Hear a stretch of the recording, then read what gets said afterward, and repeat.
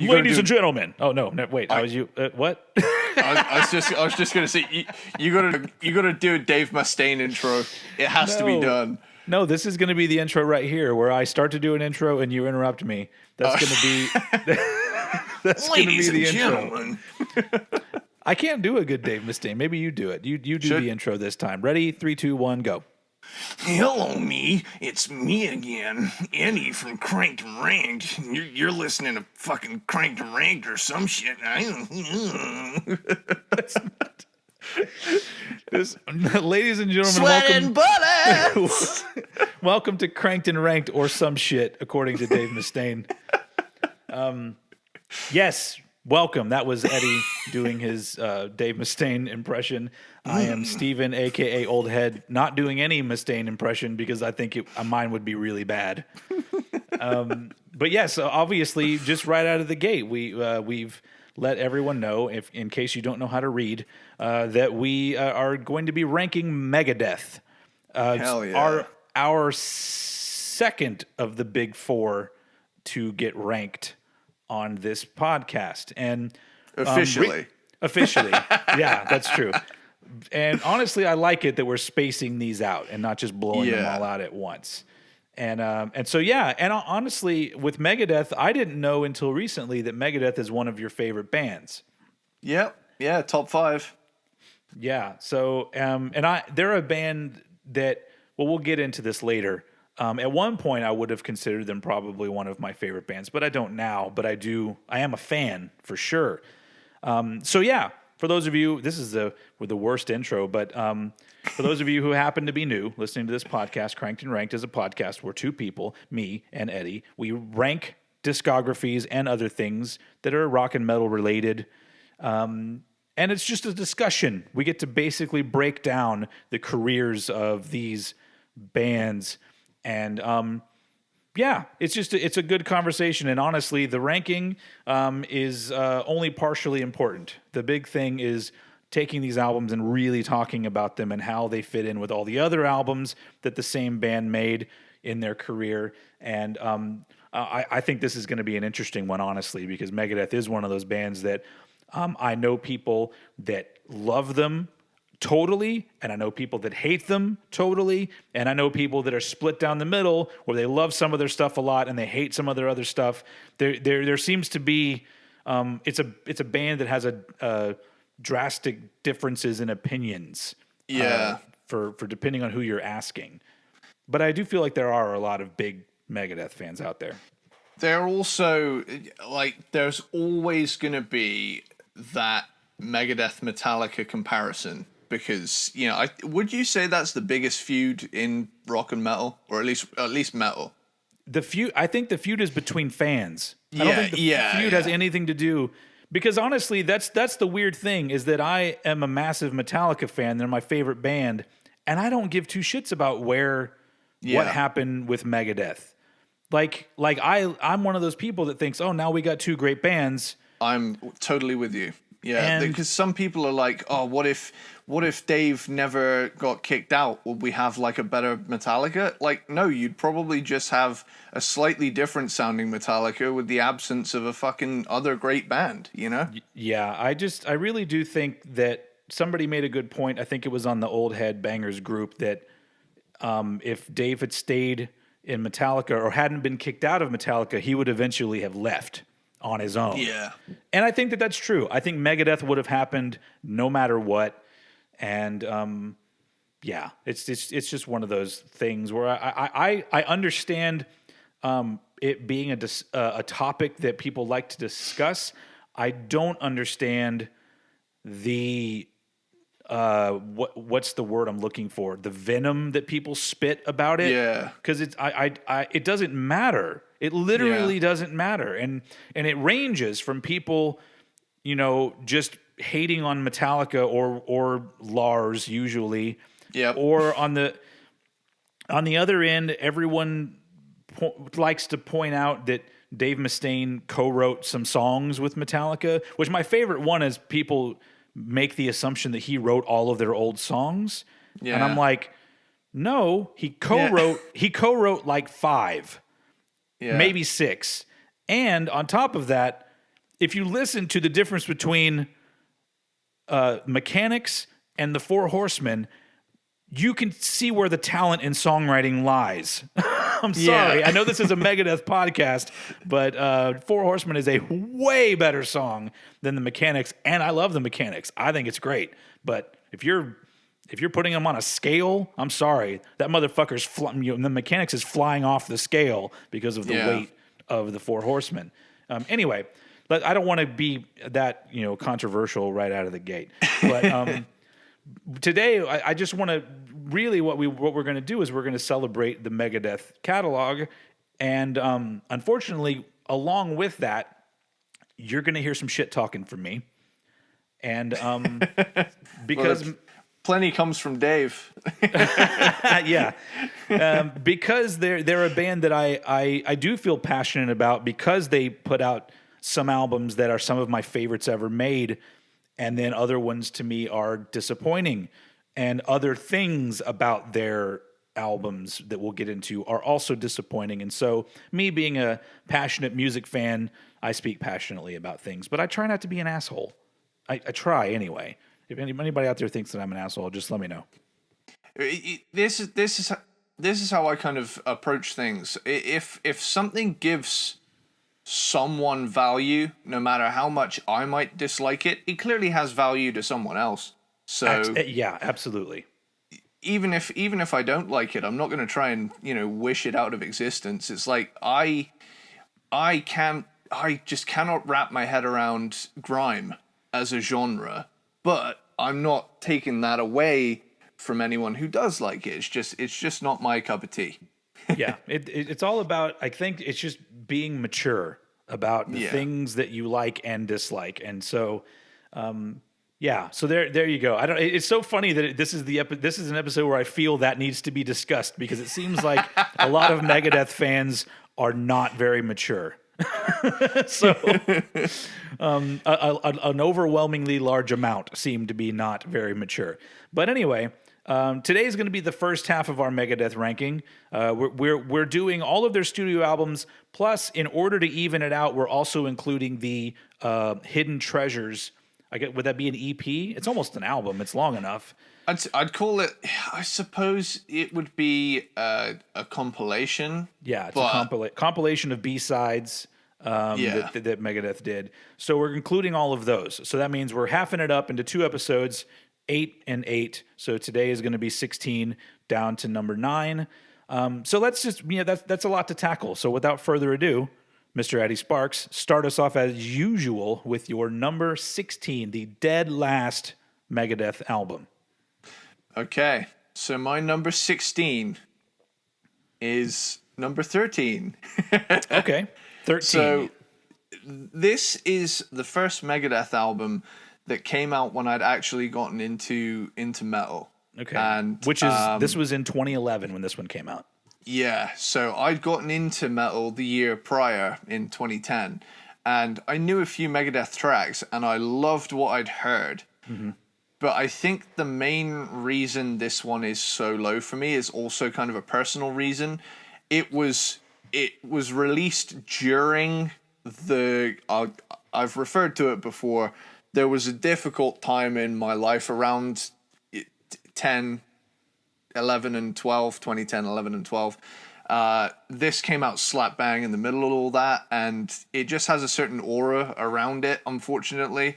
But I tried to push that aside as much as I possibly could and analyzed it. But I also came back with the idea that, this belongs at the bottom of my ranking for a few reasons. And I think... I'm just going to go into my track by track. And even this bottom pick, I don't hate it. And that's the thing. I would say that I don't full on hate any Megadeth album. There are things about them that I could pick out that I think are not very good. But overall, every Megadeth album has something that I enjoy in it. for sure. Sudden Death was specifically written, if I remember correctly, for Guitar Hero Warriors of Rock as as the final boss song, and it also has pretty much exactly the same main riff as Dream Theater's Enemy Inside, which would come out 2 years later, mind you, though. So that's John Petrucci might have subliminally plagiarized it. But yeah, where am I? It's okay. It's not nearly as good an opener as Dialectic Chaos This Day We Fight, which opened the previous album. Yeah. You can kind of tell it was tacked on at the time because it had that recognition from the game, I would imagine. Public Enemy #1. Now, this should have opened the record because, to be honest, this is a tune. This is a fun hard rocker. And this song is a good example of what I mean about how every album has something. There's always at least one track on every Megadeth album that I go, that's a fucking banger. And Public Enemy #1 is one of those. Yeah, Whose Life Is It Anyways is a punky thrasher that actually has a very sex type thing pre-chorus. I don't know if you noticed that. Yes. Yeah. We the People, it's an okay modern Megadeth song. I think a lot of this album is okay. That's why I've put it here. Because I'm so used to Megadeth being phenomenal. Guns, Drugs, and Money. It's a tad more entertaining than the previous song, but it's still a bit underwhelming. Never Dead starts spooky and goes into a killer thrash song. I've got to give him credit there. Now, New World Order. Now, this is why this album, I feel, is a bit disjointed. New World Order is one of the 2 tracks on the record written almost 20 years before its release, because there are demos of New World Order and Millennium of the Blind from the Euthanasia sessions. Yeah. And clearly, I guess they finally wanted to put these out, but were also looking for songs to fill up the record. I don't remember reading. I can't remember reading something. I might be making this up. Was there a thing around the time that said, "Hey, we were kind of like looking for things, we were running low on a few ideas, kind of short our load on Endgame"? Not that I remember. Yeah. But honestly, that's a practice that I think is pretty cool. Like if I was in a band. Oh, for sure. And let's say we had just started our big careers. We're signed to a label. We've got some hype behind us. We're making some albums. I would hold on to every discarded idea that I thought was pretty good, because that's great. Because I have no problem with people going back to old stuff that they've written, because sometimes something, you'll write it really good. My problem I have a lot with writing songs is I'll write a really good verse, and every chorus I try to come up with, I go, that's not fucking good enough. Yeah. And so my problem is I delete shit. If I hold on to those, and then 2-3 years down the line, I'll come back and be like, I know where that needs to go. And I'm a hoarder. Yeah. I should do that. But I think that's cool when bands do that, because it's still your shit. Who gives a fuck when you wrote it? So there's been a few times in bands and stuff where, and even on like solo music I'm working on, is that I have so many ideas now saved, and every now and again I'll end up just Frankensteining 2 together, and it either pays off or doesn't, but that's all part of the fun. There are some legit classic songs. I can't think of a particular one, but I know they exist where 2 parts do not go together at all, but then when the song comes together with vocals and other things, all of a sudden you're like, well, yeah, of course, this is the way the song needed to sound. But if you take 2 parts away from each other, you're like, no fucking way. So anyway. So you get Fast Lane. Is a fun Judas Priest-y kind of metal song, but ironically the highlight of Fast Lane is the slow breakdown riff at the end.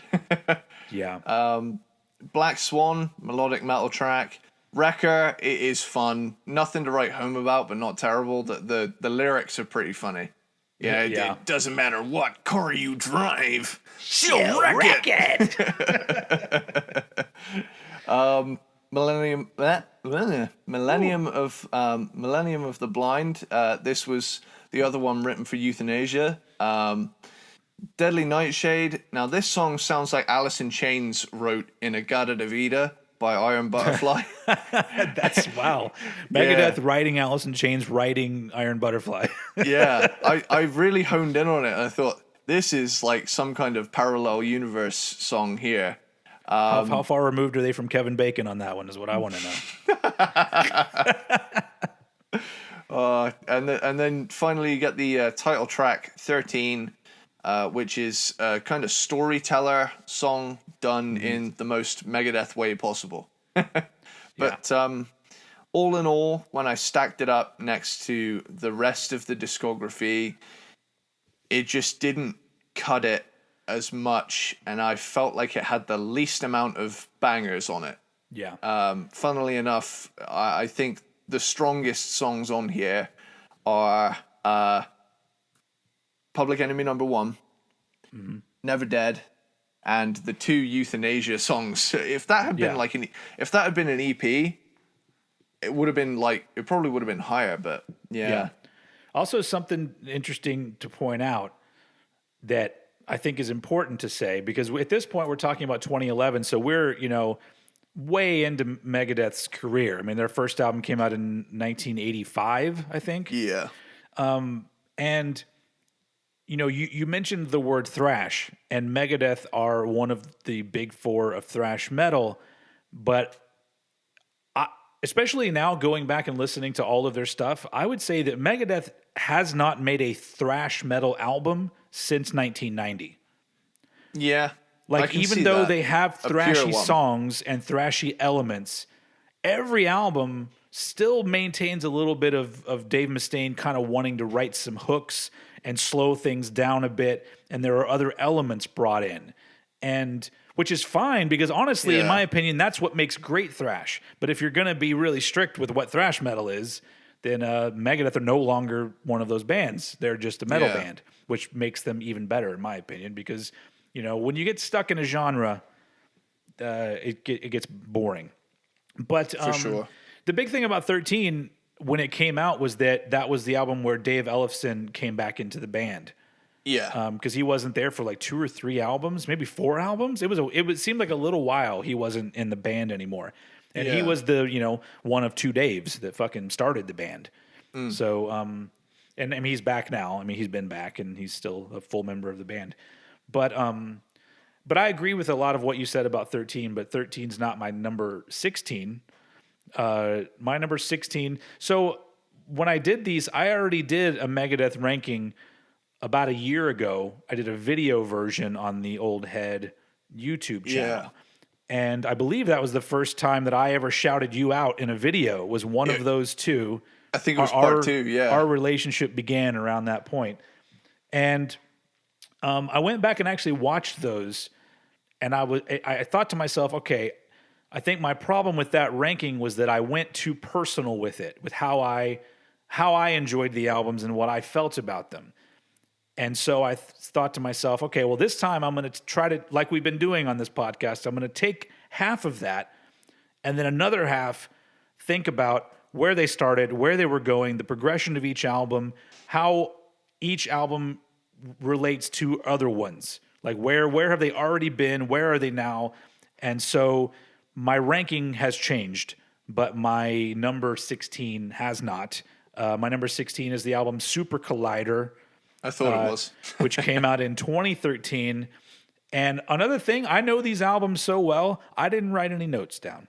I literally am just winging this. Hey. I went and listened to everything again, and I have my thoughts in my head, but I figured that this should be more of a passionate one for me, because I have a lot of feelings and thoughts.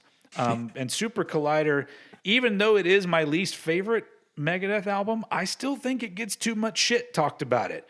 Yeah. Like I said, I don't think Megadeth did a shitty album. I think they did albums that are way less inspired, and Super Collider is definitely a much less inspired album. Now, the interesting thing about this album that I found is that it kicks off with the song Kingmaker, which is very metal, has metal elements. But a thing that's been happening in this millennium with Megadeth is that Dave, he writes similar riffs and parts all the time in every album. You'll hear something in an album that you feel like you already heard it 2 albums ago or something like that. And Kingmaker is that kind of song where it sounds good, but you go, I feel like parts of this I already heard. And so it's even more interesting that when you go from that to the song Super Collider, the song Super Collider sounds fresh as fuck. Even though people like to hate on that song, I'm like, no, this sounds like him doing something different. Like he had already done, he already tried to do slightly poppier, more melodic stuff. But this one, it almost feels like it could have been done by some sort of 70s rock band as like a feel-good kind of rock song. It's not even, I would be hesitant to even call it a metal song. It's like a hard rock kind of number. Yeah, but it feels like it could be like a classic rock song. Like it's got that kind of feel to it. And so I like that.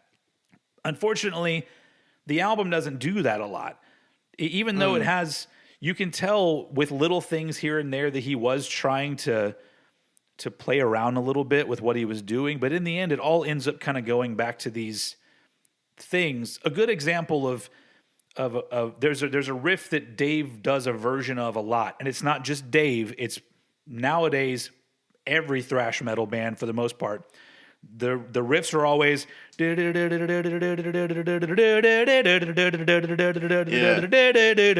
it's always that in a different key or with different notes, but it's always the chugging with the and then the it's like Motorhead. They took Motorhead and then they're doing, but there's so many of those kinds of riffs from Megadeth, and like I guess Overkill's really guilty of it too. There's so many bands that I just want to like knock on the door and be like, hey, you're not doing that riff, are you? Because you already did it 50 times. But I think that, it's so I feel like in certain respects, the well is run kind of dry for Dave, but he still manages to put things together in a way where you're enjoying it, even if it sounds uncomfortably familiar. Like what band did this come from? And so there's a lot of that on this album, and overall, it doesn't seem very energetic. This seems like kind of a lethargic album. Yeah. Parts of it are cool. Like I like the rhythms, the basic rhythm in the verses for Built for War. I think it's fun. But overall, we're doing a ranking of all of their albums, and all I just keep thinking is that this motherfucker made Rust in Peace. Yeah. So I can't just if we're ranking their albums, I can't forget that. I can't, if we were just ranking the albums from, the past 10 years, maybe I'd be more forgiving. But I'm just like, nope, this dude did way better than this album. And so it just ends up here at the very end of the list. It has things I like on it, but this is probably the most I don't like a Megadeth album. Fair. Which slides very nicely into my number 15, which is Super Collider. Bam. Now, I have like a thing I've never been able to wrap my head around about the artwork. People have told me that Vic Rattlehead is on the front cover of Super Collider, like hidden somewhere in like the dark circle in the middle of the Collider. I can't see it. I've never been able to see it. Maybe you have to like increase the exposure or I don't know. Maybe it's one of those things where he's hidden, or maybe it's at a weird angle. Yeah, I didn't know whether or not maybe you'd seen it. Yeah. No, actually, now that you mention it, I'm looking at the image, and there's the big dark circle, and then there's a bigger circle kind of inside of it. And if you look at the top of that big circle, I see what looks like a skeleton head. Yeah, so I've never really actually paid too much attention to this cover art because I don't think it's very good. It's just whatever. But now I think I like it more. I like the artwork a little bit more because now I'm all like, I don't have my glasses. So so I can't totally see. But I do think that there's a kind of a skull head in there. Oh, hang on. I think I see him. You see what I'm talking about? Yeah, kind of. Yeah, I see him. I'm also it's looking kind of at like it. a reflection. Yeah. That's cool, actually. I like that. Yeah. But it doesn't save the album. No. We do need to point out, though, in this point with these albums, you had Sean Drover on drums and Chris Broderick on guitar. Chris Broderick, a fucking fabulous guitar player. Yeah. And Sean Drover's a great drummer, but Chris Broderick, that's the thing, is that Dave Mustaine is an amazing guitar player, and so he only has other amazing guitar players playing with him, and as he should. Yeah. And Chris Broderick is just one of those. Like I saw live footage during this period or a little bit before this period, and I just watched that guy solo, and I'm like, man, he's almost showing up Dave. Yeah. Some of the times. Yeah, I guess I'll go into the track by track. So I've got here Kingmaker is a fucking tune. Mm-hmm. Super Collider is a fun hard rock song with a so bad it's good video. Burn, this one is catchy as hell. Burn, baby, burn. This album starts well. I think it tends to peter off as you get into the into the meat of it. There's a few Megadeth albums like that where they start off kind of strong and then they kind of start to sag a little bit. Yeah, so I've got here Built for War is a bit cluttered but still has its groovy bits. Off the Edge, kind of forgettable, still Megadeth. Dance in the Rain, Mustaine's. Now here is a technique I have observed from Dave Mustaine, and I have coined it rant poetry. And you're gonna hear me use that term throughout these two episodes because I couldn't think of a better way to describe it than someone reciting a poem like this. Yeah. Really, but yeah, Dance in the Rain is Mustaine's trademark rant poem at the start, which goes into a pretty rad ballad thrash track. Beginning of Sorrow, again, like the previous album, it had like a vaguely Alice in Chains song on it. Blackest Crow, spooky southern feel, but not very memorable. I've got Forget to Remember Forget to Remember because it's pretty generic. Don't Turn Your Back, and then you get Cold Sweat. If I want to hear anyone cover this song, it'd be Megadeth, because in fairness, it does sound like a Megadeth song when they play it. But I love both versions. I feel like the album starts well and closes well, but everything in between is forgettable. Which Cold Sweat's a Thin Lizzy song for those who don't know. Yeah. Yeah, it's there's not a lot to say about some of these albums just because they're like if you're a big Megadeth fan, they're cool because you're getting Megadeth albums. But on their own, it's like okay. But I'm gonna quickly move on because we literally have we've created a little X, a crisscross, because my number 15 is 13. Hey, and 13 is an album that I really feel like. This is one that when it came out, there were songs on it that I really liked. And then going back and listening to it now that there's been 2 more albums since then and some time with this album, they don't stand out as good anymore. And like I said, Public Enemy #1 is a great song. But when it comes to a lot of these other songs, like I just looking at the titles, I go, yeah, nothing in here is great to where I go, oh, I'm going to go listen to that song. And none of these are those songs. And this is the one album out of all of theirs that I just think it goes on way too long. Yeah. Like it's almost an hour long. And it just feels real bloated with kind of whatever songs. And that's the big problem. I feel like maybe if this was a 10-track album or even less, if they did 8 tracks like back in the day, I think I would have felt better about it, but the songwriting isn't completely there in this album. But at least there's a good energy to it. I feel, and that might be because Dave Ellefson comes back, and I think that maybe they're having a good time together. I don't know, but also like the thing that we have to mention, which is unfortunate, is that at some point in the early 2000s, maybe a little bit later, it became very apparent that Dave Mustaine couldn't sing the way that he used to anymore. So he used to be able to hit these not crazy high, but these high notes, and he had such a unique delivery. Still nobody sounds like Dave Mustaine. But I used to love the fact that he could go from, doing something like this to just doing this, like the fact that he would do those kind of things. I used to love that about Megadeth. And people would complain that his voice was annoying.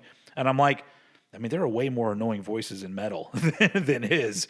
I like his kind of like especially on the early records, that like high pitched snarl he had to his voice, because it sounded fucking furious, and you could really hear the revenge in his voice. Yeah, and so it's unfortunate when you're a Megadeth fan and you're a big fan of the early stuff, when you hear him singing now, and you can hear sometimes he wants to do something but he can't quite get there, especially live. Like live is I feel bad. I don't even want to complain about it because I feel bad for the dude, because I know what that would be like. Like I can imagine me being in a band, and then at some point I can't sing the fucking songs anymore. I'd be like, what the fuck would you do? I mean, I would still go out on stage and do my best, but I would be lying if I said I didn't miss that element of Megadeth, because that element of Megadeth is now gone. Just him doing the lower register Dave stuff is not enough, because there used to be so much dynamics to the vocals, and now they're not there anymore. And so with all of these albums, and 13 being also one of them, that's a thing that drags them down for me, once again, because we're ranking all of them. So that's why 13 comes in at number 15 for me. Right on. So my number 14, I think this is where things are they're gonna start getting interesting, but not like overly unpredictable.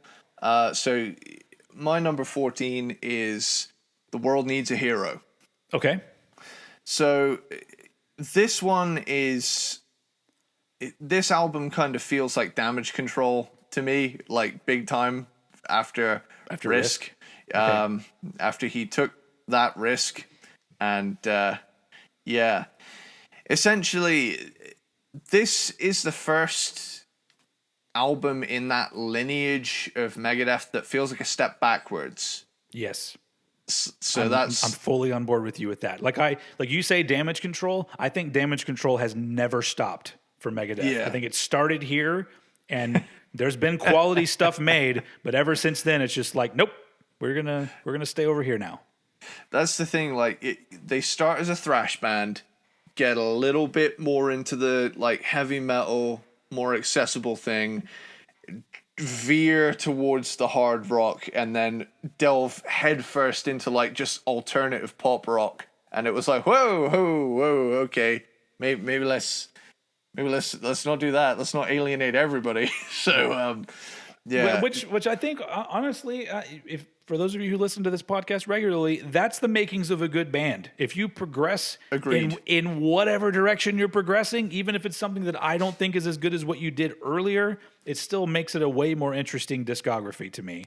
And when you get to that point where you're like, oh, psych, we never did that, then that's just, it weakens everything that you do after that. And here's the thing. I think there are strong songs here, but I guess I'll just start it off. Disconnect is a song that harkens back to the pre-Risk material stylistically, especially the tambourine. The tambourine is something that you would hear on Cryptic Writings, and there is as a drummer, I really noticed it. There is a heavy tambourine presence in this era of Megadeth.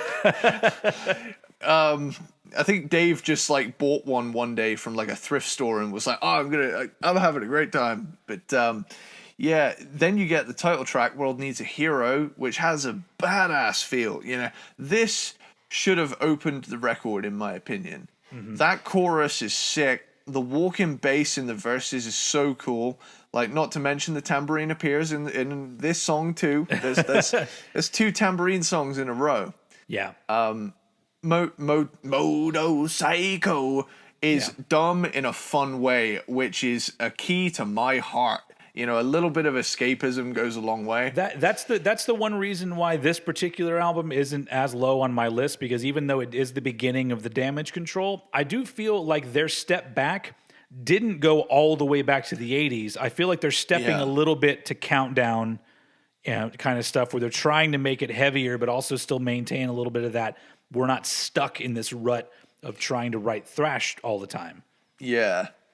1,000 Times Goodbye is, you know, a breakup song, albeit a chunky one.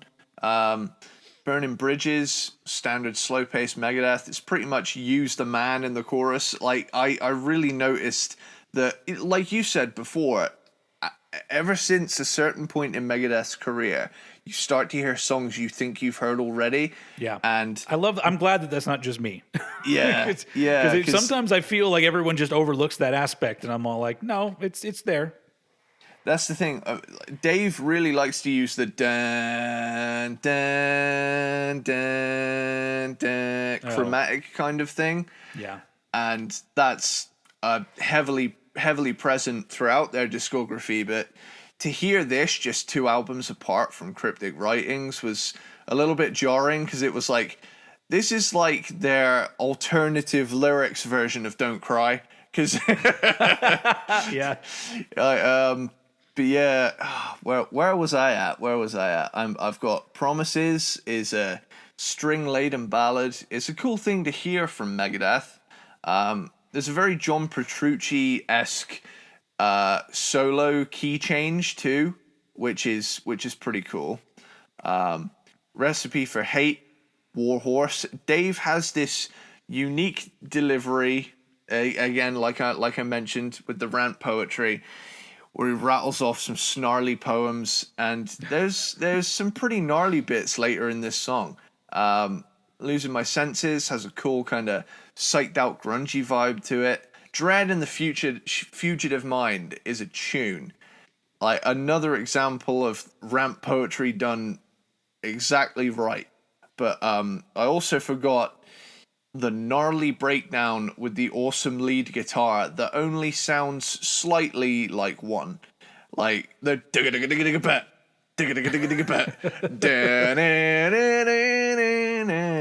it's so good. Silent Scorn is a cool instrumental track. The snare could have done with some more reverb though. Like, I find with a lot of like late 90s and early 2000s albums, they were kind of like, fuck reverb. That shit's been holding us back. Yeah. What we need to sound is like we're playing in a bedroom, and it's like, maybe not though. Yeah, like, split the difference. You don't need to go one way or the other. Yeah, that's the thing. Like, Return to Hangar. Now, this is like a sequel track to the original. It's a fun homage, but will never be as recognized as the original. And then finally closing out the album, you get When. And I don't know if you picked up on it, but haven't you noticed how the entire structure of this song, past a certain point, after like the acoustic kind of intro part,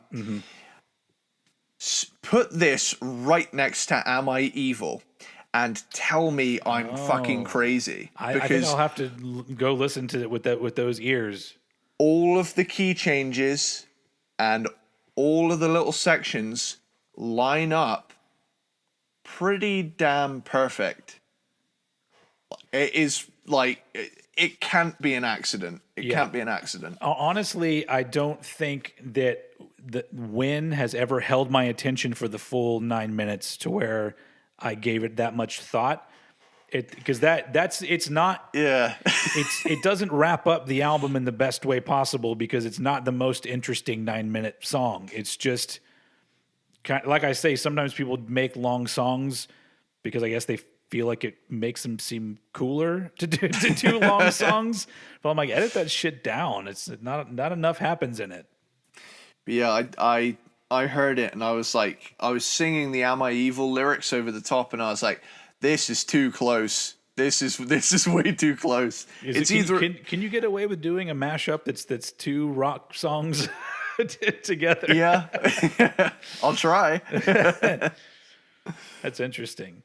I think that the thing that I agree with a lot of what you're saying, but I think the thing that saves this album, I actually think the production is pretty good, but the fucking performances, because you got Jimmy DeGrasso on drums, and just rhythmically, like the band sounds really tight on this album. And there's a lot of interesting drum shit that Jimmy DeGrasso does that makes me really enjoy this album. But I guess if you're really talking about songs, it's not amazing, but there definitely is that element of, we got to get back to doing heavy stuff now. Yeah. It's like, okay, Dave, you made your disco record. Cool. So this is the point in my list where things start to get different from my last ranking, especially with this one, because now I've had more time with this particular album. And my number 14 is the most recent album, Dystopia. Hey. Which it's interesting this going here now, because originally my thoughts on this album were some of it seemed like it was a vast improvement over the last handful of albums, maybe not handful, just few. But a lot of people like to say like it's a return to form for Megadeth and it's an amazing album, and I'm like, okay, this is a prime example of what we were saying earlier, where I feel like it starts off really strong and then it gets really dull. It's like dull music made by incredibly talented musicians. And is there elevator music?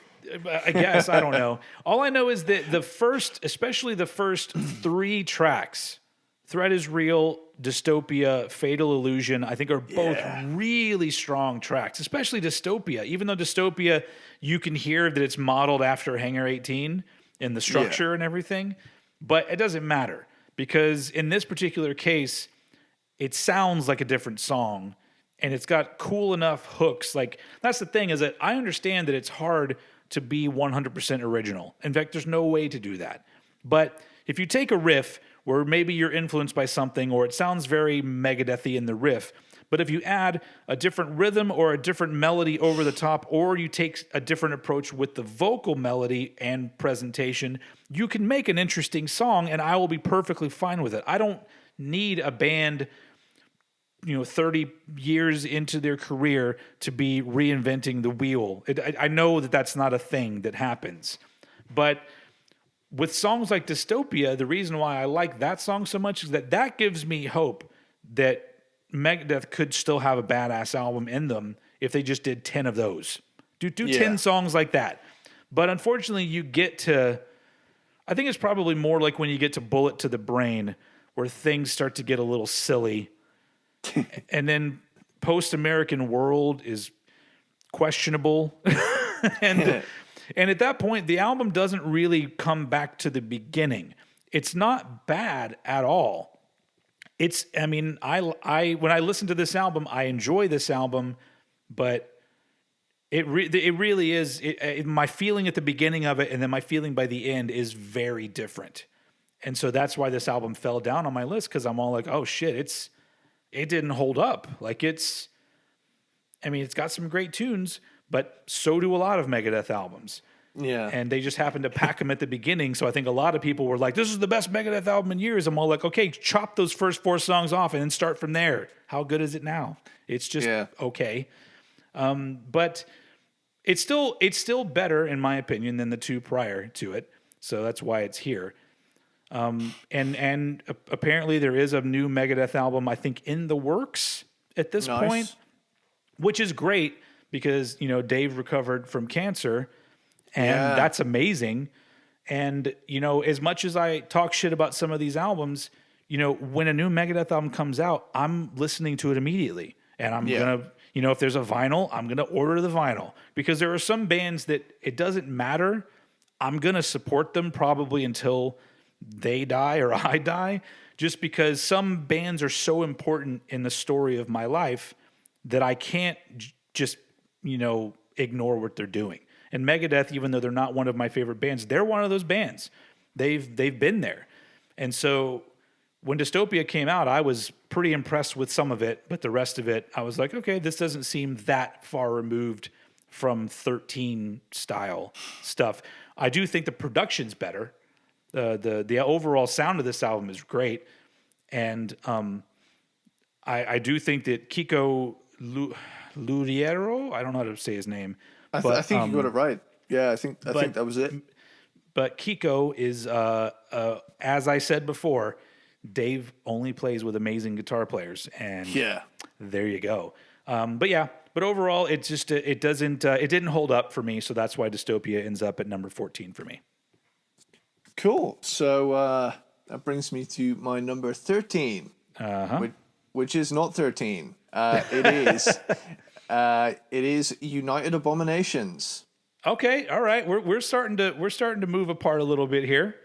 So this one for me, now I'm just going to jump straight into the track by track. Do it. Sleepwalker is one of, if not the best modern Megadeth song in my opinion. It's a good one for sure. It fucking rules. It is a kick-ass song, and that "no one is safe when I close my eyes." Yeah. I've come to take your life. It just, when it kicks in, there's a certain feel to this song that just makes you feel fucking unstoppable.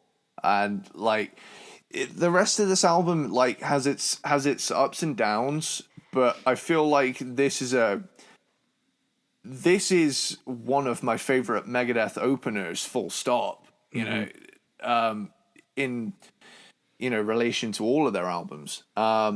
So you got Washington is next. Feels like Iron Maiden on steroids. The lead guitar melody at one point is essentially Wasted Years.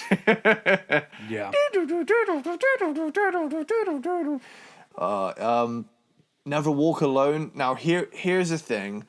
Here's another one where it's like, I've heard this before. Never Walk Alone, A Call to Arms is a catchy tune, but I'm pretty sure there's like one note different in this riff, preventing it from being Vortex from Cryptic Writings.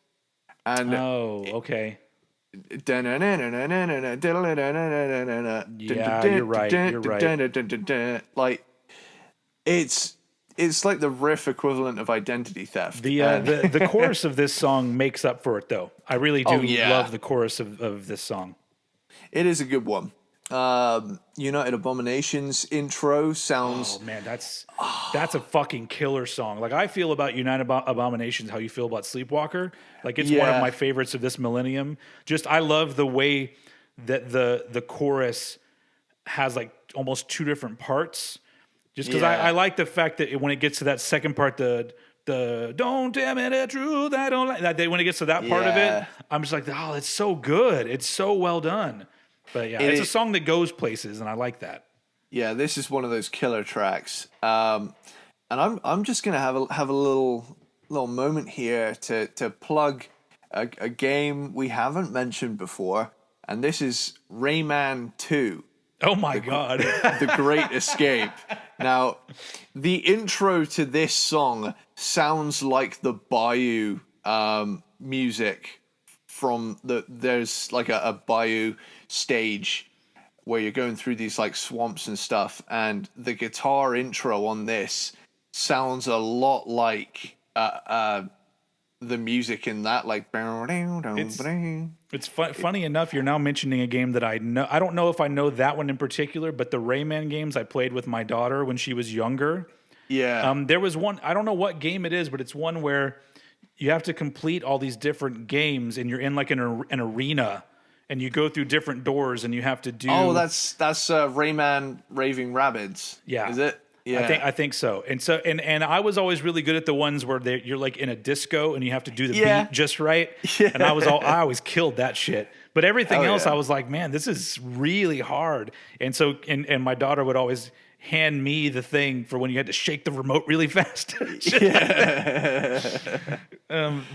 it's like a game that I know. I was like, oh, Rayman, I remember that. Now we're talking about games that even I know.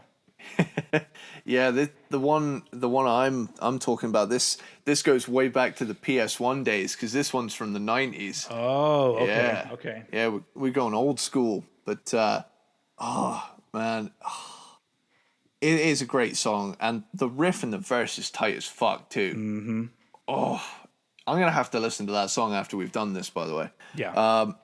Gears of War has a seriously kick-ass guitar and organ intro. Isn't there also a video game called Gears of War? There is a video game franchise called Gears of War, and was this song written for it?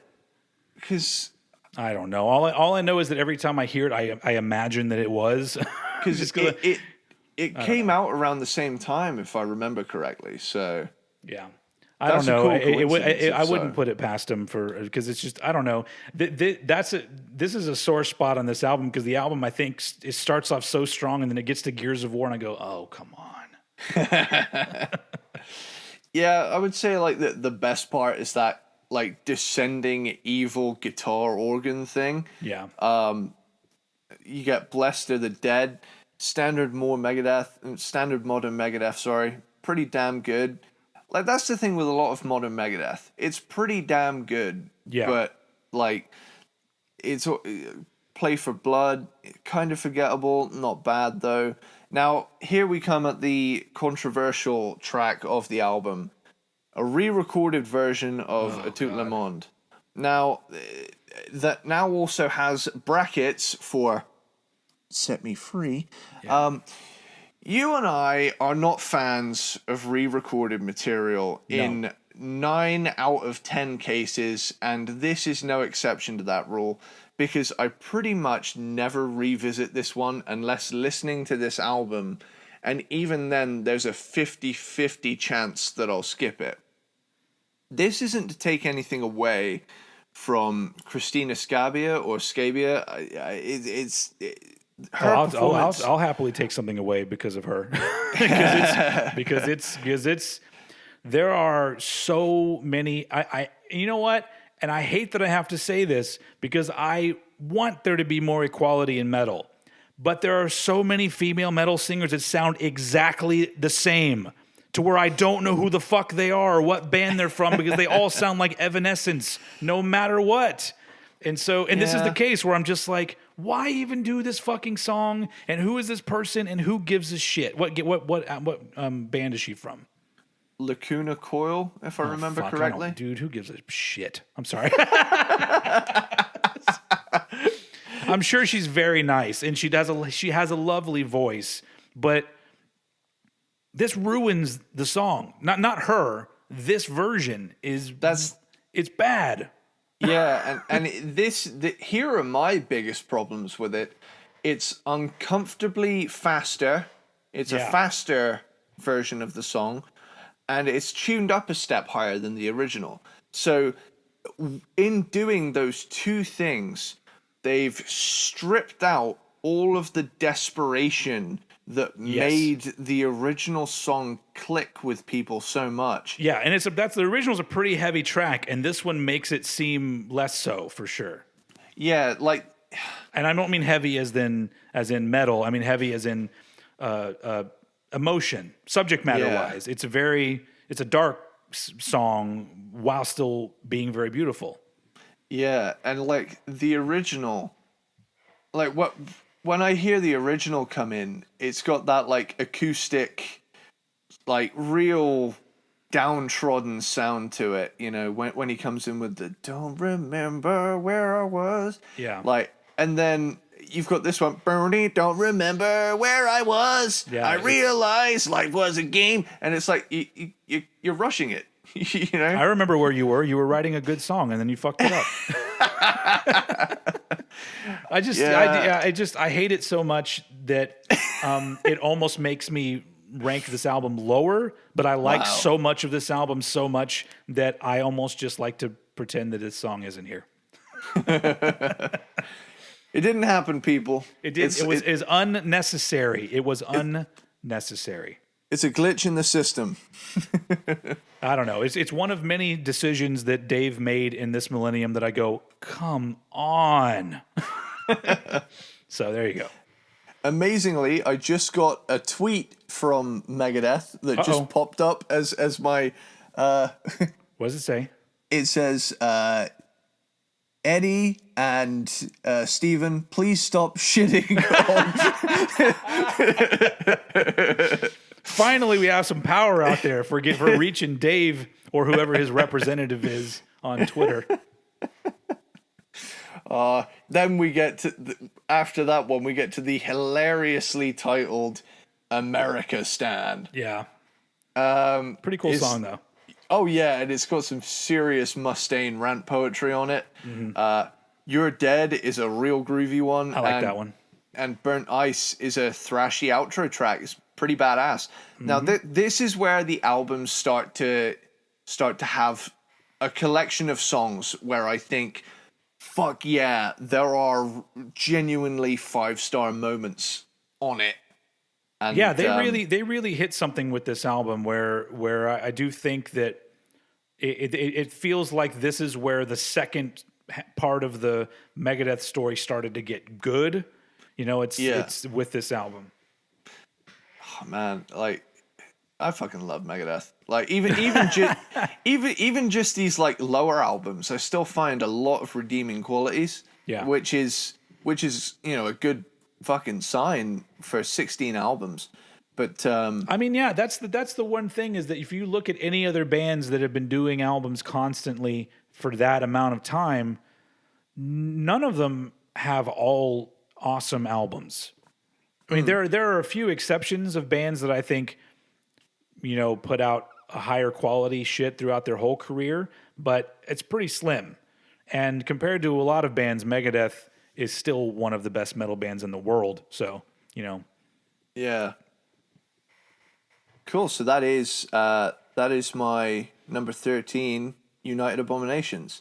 Okay, well then moving on to my number 13, which is not United Abominations, but it is the album that came out right before United Abominations. That album is called The System Has Failed. Hey. And you're going to start hearing me say the same sort of shit. We've already really established that Eddie and I share a similar opinion that after Risk, the band started trying to recover.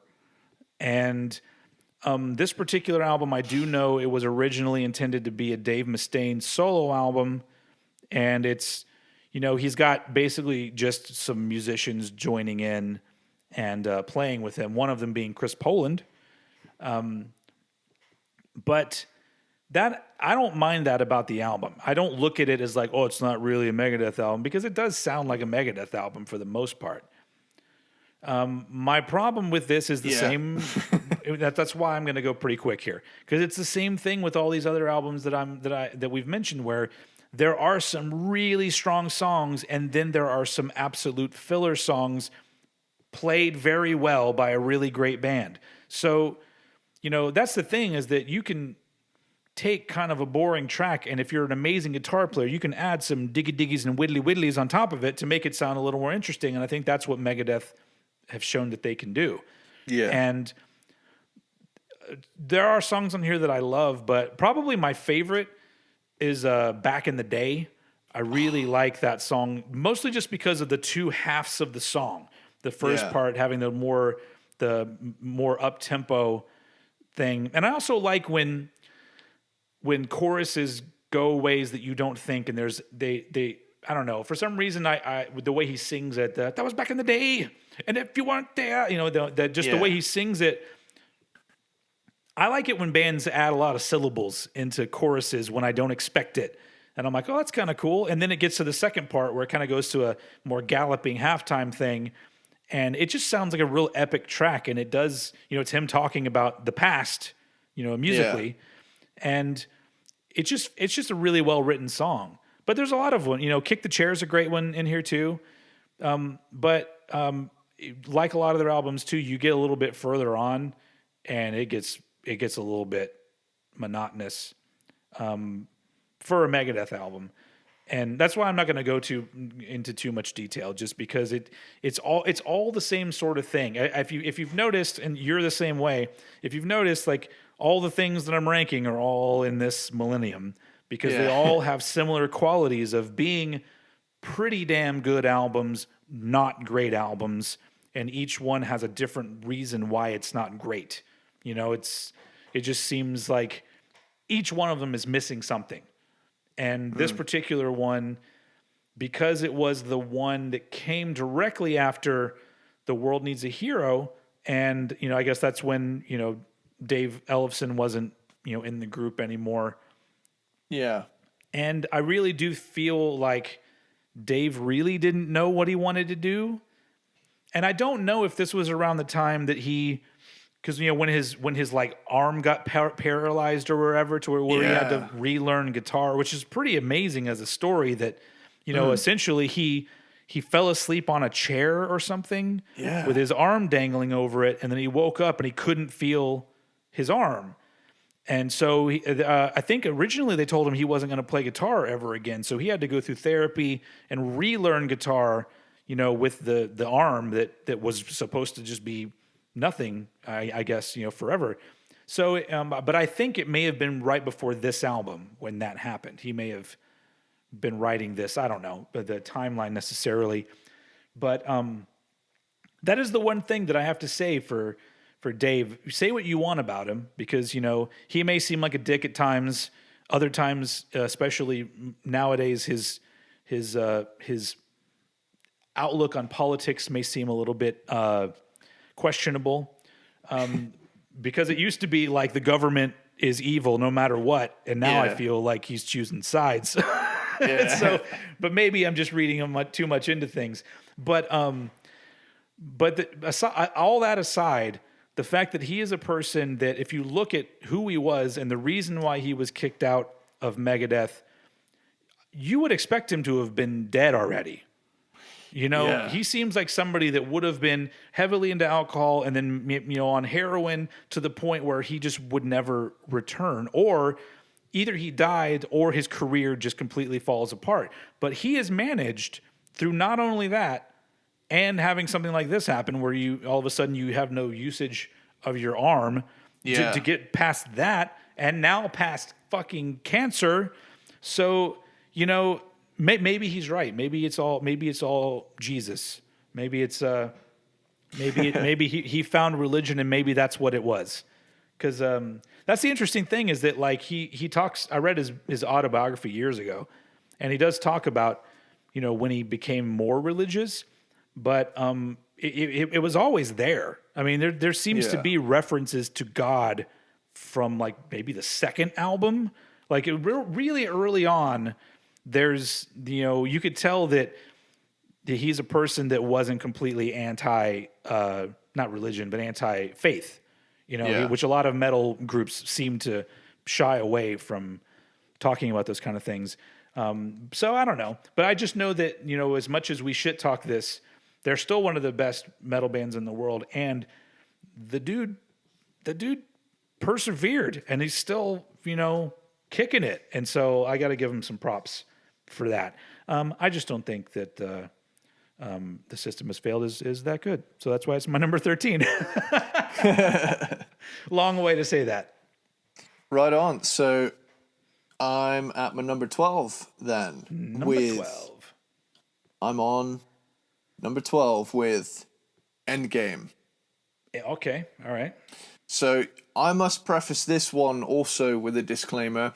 This is the other album that was in rotation during a difficult time in my life. Won't divulge, but I managed to set aside any biases I had against listening to it, and I think I'm finally over it and able to appreciate how fucking good a thrash album it actually is, because I know we said that he hasn't made like a straight thrash album. This one's pretty close. It's got a lot of it on here. It's got a lot of real rhythmic guitar shit throughout it. It's pretty impressive. Yeah, it was also the first Megadeth album that I owned, and if the Endgame shirt wasn't too small for me at this point, I'd be wearing it right now. But I would look like I was a sausage casing. So, yeah. So Dialectic Chaos, super fucking heavy instrumental intro. Great way to open an album. Just total melodic shred fest. And then you get into This Day We Fight. Now, this last episode, we mentioned the 2112 levels in Guitar Hero Warriors of Rock. Yeah. This is one of the final boss songs in that game. And for good reason, because it's hard as fuck to play. And its badass fight battle theme fits it perfectly. If I remember it right, I haven't played it in like fucking 8 years, but I think you do Holy Wars, and then this one, and then you do Sudden Death. So you get 3 Megadeth songs as the boss fight.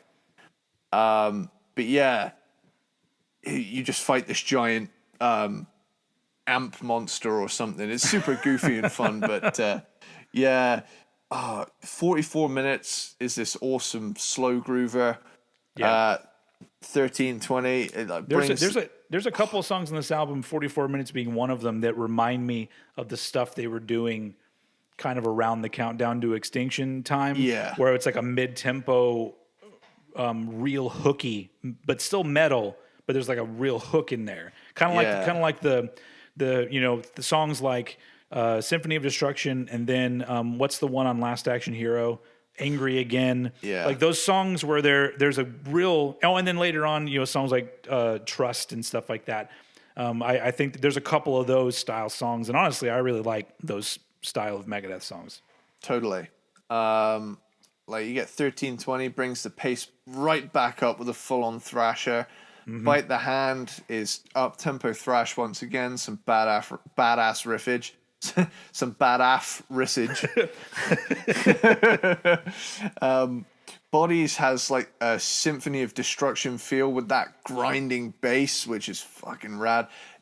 David Ellefson's bass tone, when it's just laying down that dong dong dong dong dong dong dong dong dong. Well, he doesn't play bass on this album, Eddie. Oh shit! Yeah. Well, we got James Lomenzo on bass. Well, Megadeth's bass tone choices in general have been pretty gnarly. Endgame, we get some Dave rants at the start of this bad boy. This way to the camps. Yeah. And then this song is fucking killer. Hardest Part of Letting Go is one of those string laden heavy ballads that Megadeth do surprisingly well later in these modern albums. I feel like there's like one song that's got a shitload of strings on it per Megadeth album these days. Like there's at least one. Now Head Crusher is delightfully over the top. It's like if any modern Megadeth song takes the cake for being the thrasher, like Head Crusher, like Death by the Head Crusher. Head Crusher! The Head Crusher is a good example of feeling conflicted about songs, because if you listen to the verses, the riff is like it's literally one of those dumb riffs again. But by the time you get to the chorus, I'm like, fuck, I don't care. I don't care. This song is so energetic and so fun, and that's fine. So it's like that weird thing where I'm like, sometimes it doesn't matter. Sometimes you're going to borrow stuff from yourself or other people, and you're going to make something fun out of it. So Head Crusher is one of those. I love the fact that as well, as soon as you open like the song, it's just straight up like chaos right out of the gate. There are some amazing guitar solos from Chris Broderick on this album. And there are great ones from Dave as usual, but there's a few, because this was around the time that they did the Big Four concerts. Yes. And so it's like this album came out, and then a little bit later, Dave Ellefson came back into the fold, and then they did the Big Four shows. And I saw the Big Four concert in the theater. Like they simulcast it to theaters. Nice. And just watching the solos that Chris does, that's what made me a big fan. Was like I liked what I heard, but when you listen to a lot of these albums, I mean, unless it says who's playing it, you just have to assume, oh, this is Dave or whoever. But you watch him play, and I'm just like, that's amazing. He's amazing. Another thing I'd like to point out about the Big Four shows, I'm going to talk more shit. Have you've seen the Big Four like DVD, right? I've got it. Yeah. So you have a fake performance on that DVD. Oh. So the one thing that everyone in the theater was talking about when Megadeth were playing was Dave's vocals were awful. Like he could barely sing anything. And that's when I started to get really sad. I'm like, oh man, he's really struggling. But all of a sudden you buy the DVD, shit sounds pretty good. Overdubs. He literally overdubbed every vocal on that DVD. So am I mad at that? A little bit, because I'm just like, look, you're getting up there and singing. Everybody knows what you sound like. You're still a killer band. Just be honest about the shit. But I guess maybe, you think about, there are people out there that probably would be pissed off. Like, why would you put it out if he's not able to sing that well? But I'm just like, I don't know. Once again, I'm conflicted. What's the right answer? It doesn't really matter because it is what it is. The version that most people know is Dave sounding like he's singing really good, but that is not the actual performance from the thing, because it was rough hearing it in the theater.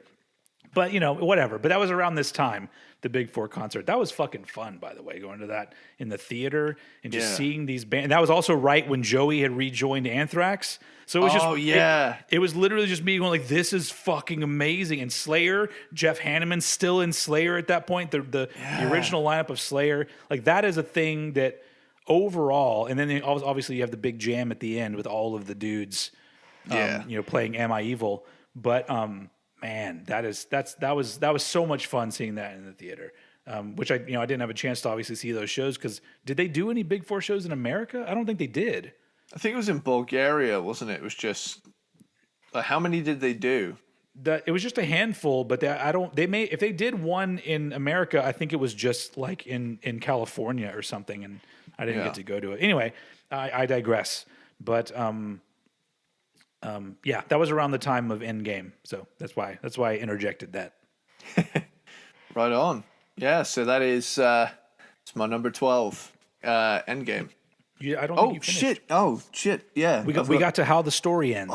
How the Story Ends is probably the most forgettable song here. But I'm glad I got to bring you back for this. But on the flip side, The Right to Go Insane. Yeah, that's a good one. So good. And the video of Dave going on that tank rampage from the 90s is so fucking cool. I think that's based on isn't there a real story about a dude hijacking a tank? That's what the footage is from. Okay. Yeah, it's I used to watch a show when I was a kid called World's Most Amazing Videos, and it was just like eyewitness accounts of crazy shit like captured on VHS. This was before YouTube. Or around the same time when YouTube was remember when big. there was no internet, so shows like America's Funniest Home Videos and stuff like that was actually a thing. Wait, did you guys have Britain's Funniest Home Videos over there? Was there a British version? We've got I guess you weren't even born when that was a big deal. That was early 90s. We've got one called You've Been Framed, and that's been on the air since at least 1990, 91 maybe, and that one was essentially our equivalent, and you could send away like a home video and get about 250 quid for appearing on the show. But yeah, back in the day when you would send a fucking VHS tape off in the mail. But that's still going now. It's essentially YouTube for old people at this point, though. It is just like people will send in phone footage, and it's like their whole market at this point is just solely the old people that don't know how to open the YouTube app. Yeah. But yeah, it's funny to see how it's evolved. But yeah, that's we've got one called You've Been Framed, and it's hosted by Harry Hill. I think. Oh, okay. Originally, America's Funniest Home Videos was hosted by Bob Saget. He was the. I think he was the original host, if I remember right. I haven't. I mean, I don't know what happened after that. I didn't. I only watched it originally, like when I was a kid. But anyway, I don't know why we got off onto the. Oh yeah, because of the Right to Go Insane video. Yeah. Which wraps up Endgame for you, right? Hell yeah. Which is your number 12. It is indeed. My number 12. See, we're just pinging off of each other because I'm going back to one you talked about. My number 12 is "The World Needs a Hero," which is the first Megadeth album of this millennium, which was following the album Risk. Which I love the fact that neither one of us has mentioned this yet. That's the most hate I get on my old ranking is people being like, "How could you rank anything above Risk?" I'm like, because you're a fucking moron. That's why. Yeah. Anyway, so World Needs a Hero. 2001 is when this came out, and Eddie nailed it. That this does feel like they're basically retreating from Risk. And it's a different lineup from Risk, but I don't know how much of a different lineup is. Jimmy DeGrasso, who plays on Risk? Who's the drummer on Risk? Let me go back and look. The drummer on Risk is it is Jimmy DeGrasso. So Jimmy DeGrasso is on both. So it's not much of a different lineup at all.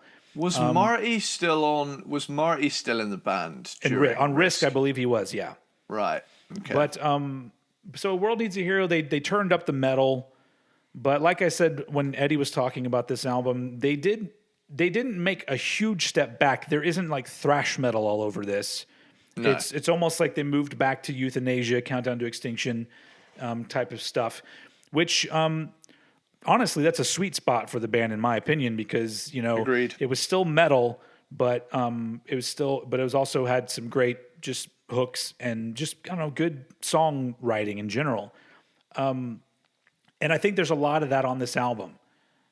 I do think that the strong parts of this album are the performances. I like the way the band sounds on this album, and the songs are cool. They all have cool parts. That's the thing. I don't think there's one song on this album that I think is a total dud, even though When is a little bit too long. But I think all of them have a thing where I go, okay, that's cool. And so I think that's why this album ranks higher for me, because even though it is like, we're going back to doing metal, I don't necessarily think that's a bad thing, because one of my favorite Metallica albums is Death Magnetic, and you could say that was them retreating from Saint Anger. So I'm not totally against that idea. And so that doesn't bother me as much, because I do think the performances are really good on this album, and it just feels, I don't know, it feels inspired. It feels like, maybe they did take the negativity, or I say Dave took the negativity from Risk, and maybe it gave him a little shot in the arm, to make this album. So even though it is him kind of turning back and doing more heavy stuff, I feel like it feels more genuine, like maybe he really wanted to do this now. And now, I'm one of those people that knowing what I know about Megadeth, I'm following them for years. I've read a lot about them. I've read Dave's autobiography, not Dave Ellefson. I didn't read his, but I read Dave Mustaine's autobiography. Would you agree that if Risk had been a gigantic success, they would have just continued to do poppy rock stuff? As Megadeth, or do I think? Do you think let's say that the lineup from Risk, that album was fucking massive? Do you think they would have continued making the softer kind of vibe stuff? I think they might have done maybe like 2 or 3 more, and then people might have saturated their market. So kind of with a name like Megadeth, I don't know really. It's a weird hypothetical. Yeah, because I suppose. But I think most of especially people out there on the internet, they seem to live their life on hypotheticals. So, true.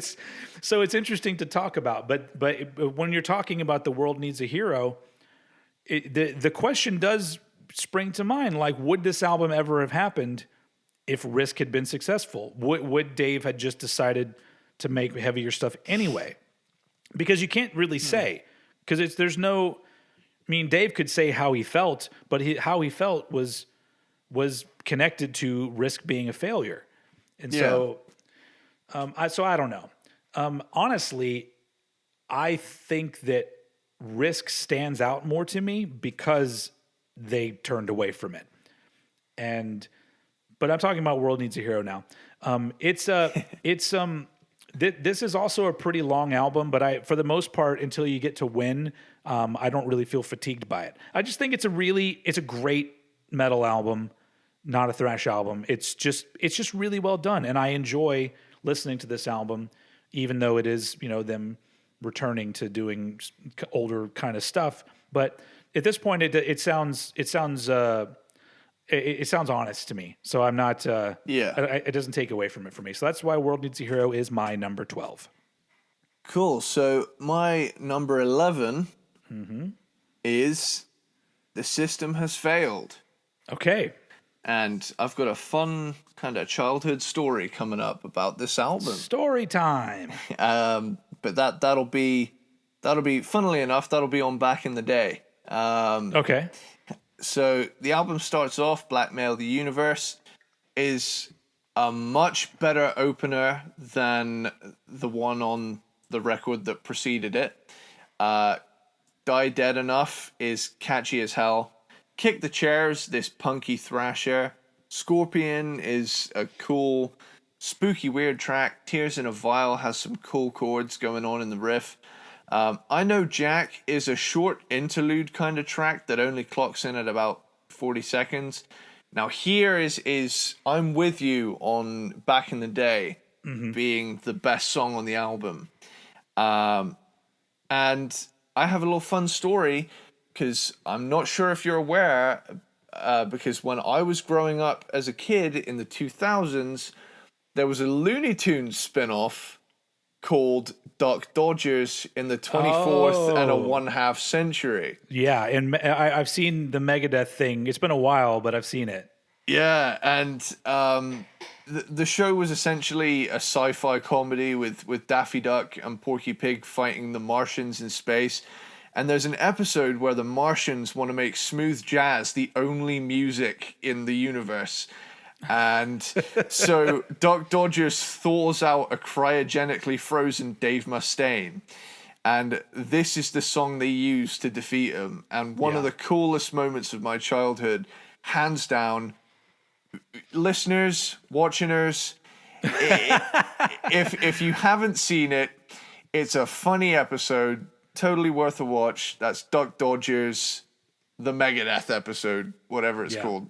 But yeah, they initially come on as Megaduck and they fucking suck. And then all of a sudden, Dave remembers who he is. And he's like, now I remember. And then they go into Back in the Day. So fucking good. That's awesome. Yeah, something that I'm not is borderline funky rocker. Truth Be Told is another kind of bouncy one. Of Mice and Men, now this has a really weird chorus. Like, it's got some unsettling harmonies in there that like feel kind of off. Well, it's because you have that one, like I think one of the harmonies he's singing the same note the whole time, and then the other one he's going higher up with each phrase, each word or whatever. Yeah, that's a fucking great song. Yeah, there are like these later Megadeth albums are totally worth checking out for these standout tracks. Yeah. Shadow of Death. This, much like our thing with Great Expectations, I can't tell if I love or I hate it, but it's so goofy I can't help but laugh. So I guess it gets a pass. But yeah, it's a medieval dude doing his royal ugly dude thing. Yeah. And then finally you got My Kingdom, which is a thrashy, heavy closer. And really, this album to me is the one with Back in the Day on it, but the rest of the material is strong. just not as strong as the stuff above it. Yeah. All right. So cool. yeah. Then we'll move on to my number 11. So we're literally I like how we're touching on the same albums. There's a trend here which is why I'm all like I feel like we're on the same page with a lot of this stuff. Yeah. Which is always nice.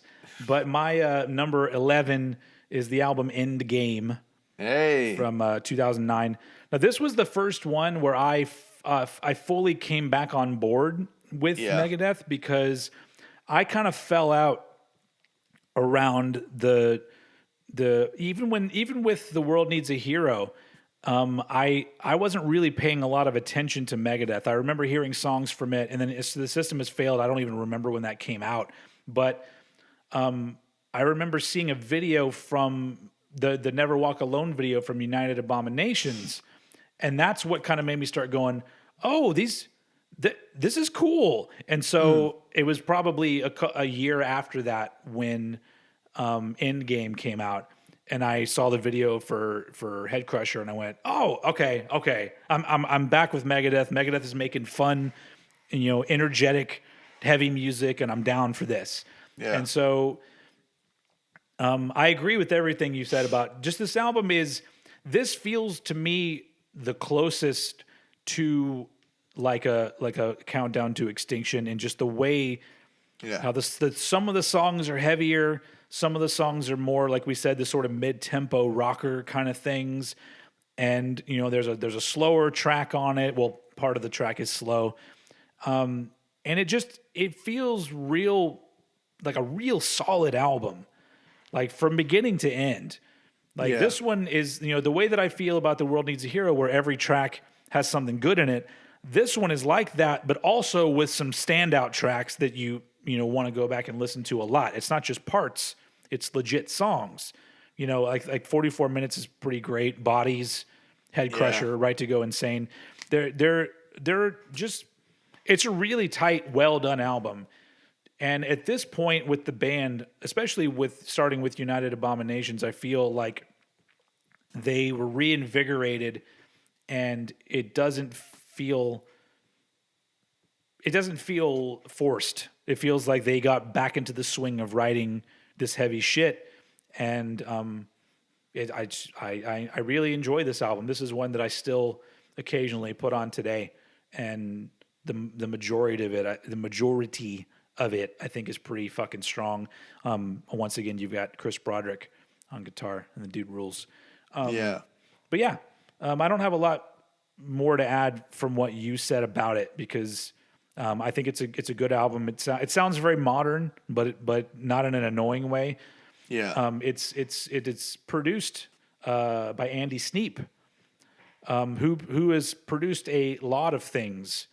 But Andy Sneap was originally in a British thrash metal band called Sabbat or Sabbath. Yeah. I don't know how you would pronounce that, but they're not one of my favorite British thrash bands. Those of you who listen to my shit know I like some British thrash metal, UK thrash, as they say. But anyway, yeah. So the sound on the album is really good. So that, along with the fact that the songs are pretty tight, makes it a pretty damn good album. And so that's why it's at number 11. Cool. So we're cracking the top 10. Top 10. Top 10 now. So I'm actually, you put this one a little lower down. I'm gonna put this one at my number 10. I've gone for Dystopia. Cool. All right. So The Threat Is Real is an excellent opener.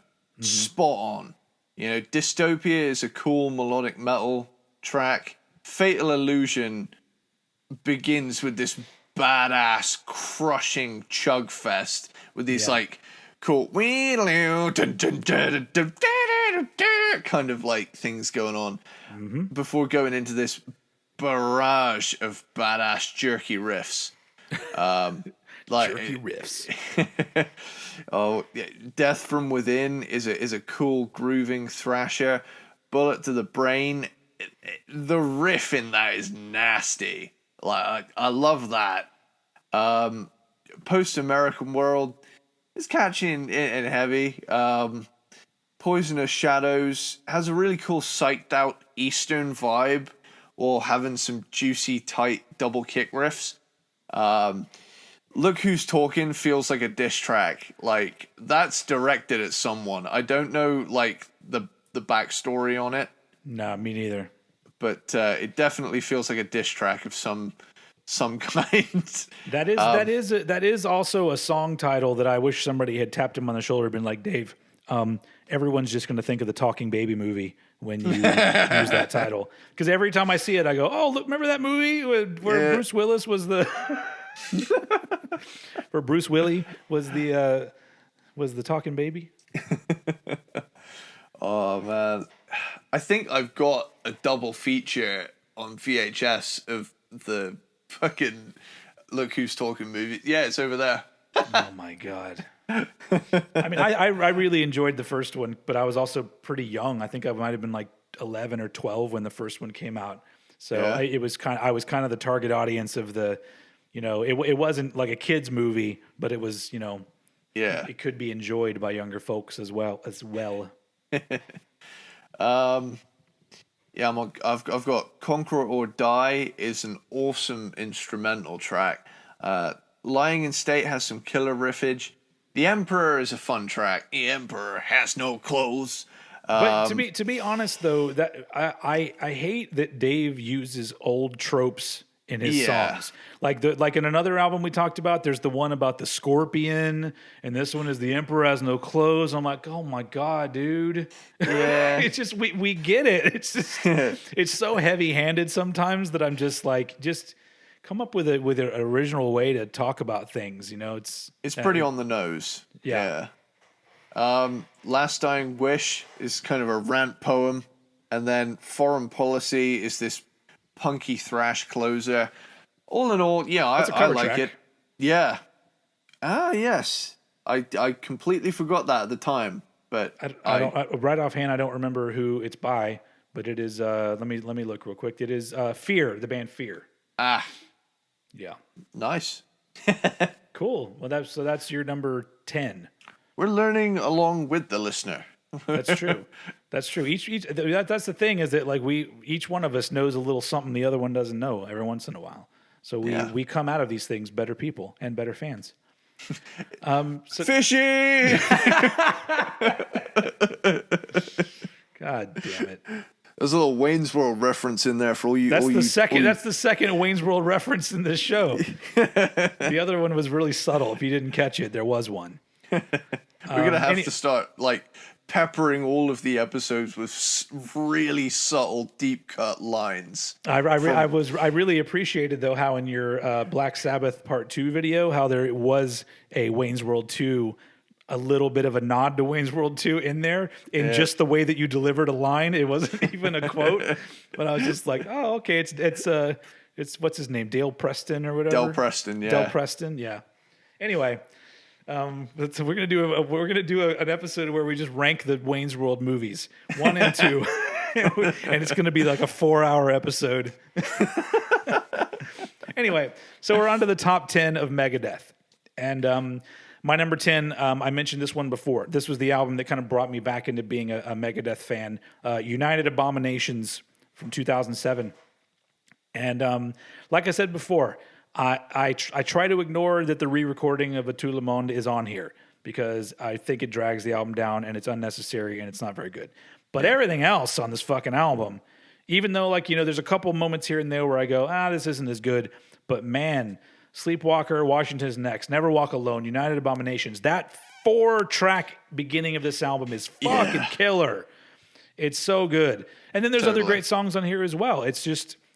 This is the album where I just feel like Dave and the musicians he had with him. With this point, he had both Drovers in the band, Glenn Drover on lead guitar and Sean Drover on drums. I feel like something happened where they were inspired, and this album feels to me the most Megadeth-y feeling album since Euthanasia. I think is United Abominations. And once again, because Eddie goes before me, and Eddie does such a great job of breaking the album down that I don't I sometimes don't really have a lot to add. Occasionally we do disagree on things, but in these cases, even though our rankings are not in the same order, I feel like we're on the same side of things here. So, this is my number 10, and it's my favorite Megadeth album of this millennium. And it's the one that I go to the most if I want to hear a more modern Megadeth. Although at this point, that's not very modern. I mean, we're looking at 15 years. Fuck, I don't know how close to 15 years ago. That's the thing. I'm starting to struggle to wrap my head around what constitutes modern metal these days, because, like, I would consider anything since nu metal to be within the modern metal realm. But even, that's approaching 30 years ago now. Yeah. I think with modern, my ear being an old person, my ear goes to the recording style and where bands started to be more obsessed with double kick and low end. Well, it's that too, but it's almost like metal, not just the songwriting and the performances in the bands, but the production. Everything started to get samey, and it's never gone away. Yeah. Like bands that are really great all started to fall into this same sort of area.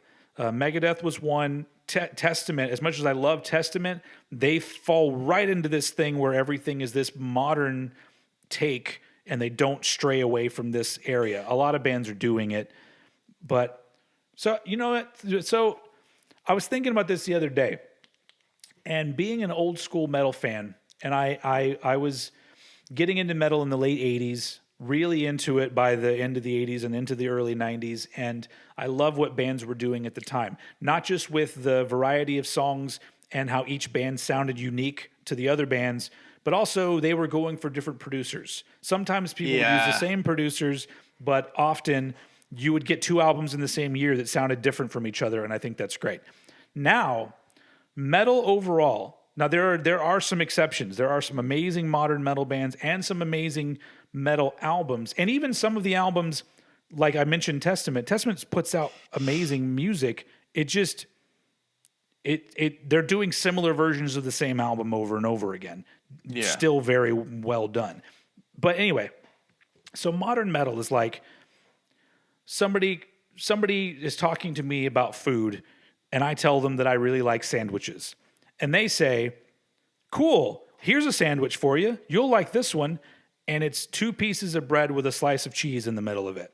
And I go, "I mean, this is fine, but this is just a cheese sandwich." And they go, "Oh, okay, well then you're going to love this one then." And it's literally the same sandwich with a different slice of cheese in the middle of it. Yeah. And I go, "Wait, though this is still a cheese sandwich. The cheese is just a slightly different flavor."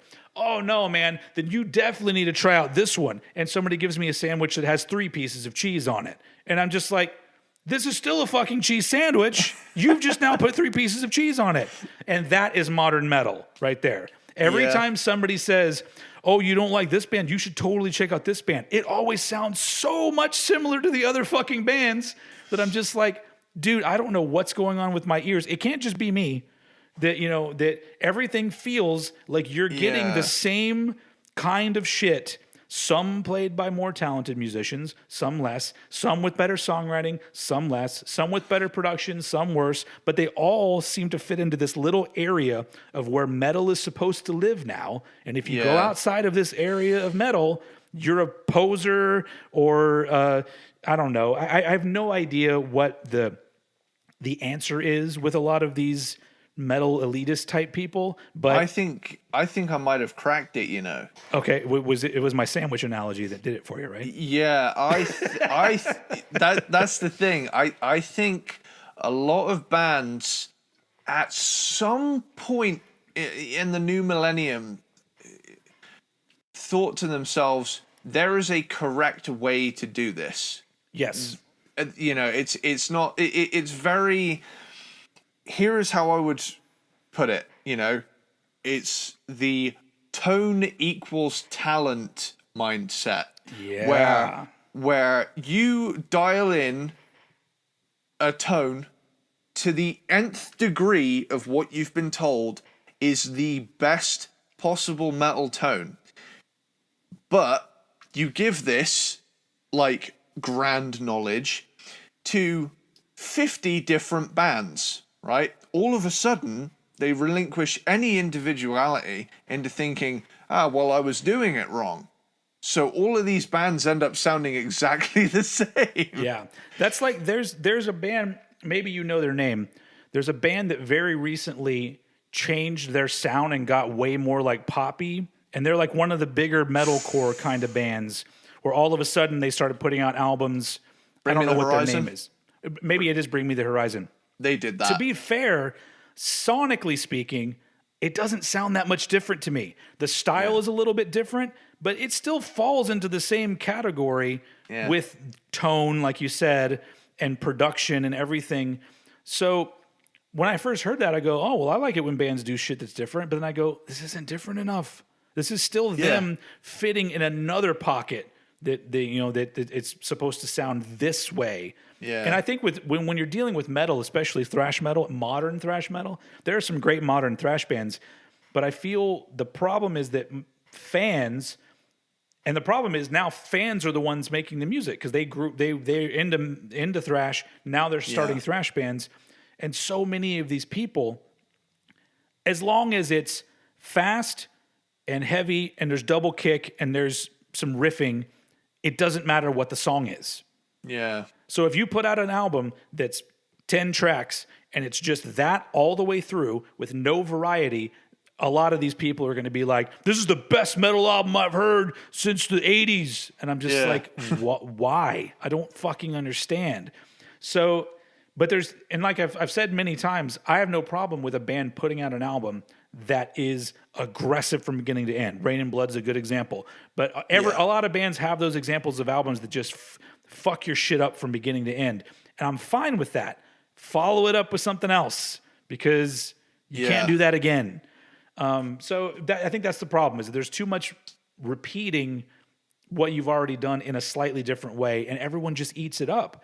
And that's what keeps me from being so excited about modern metal, is because most bands don't try anything new.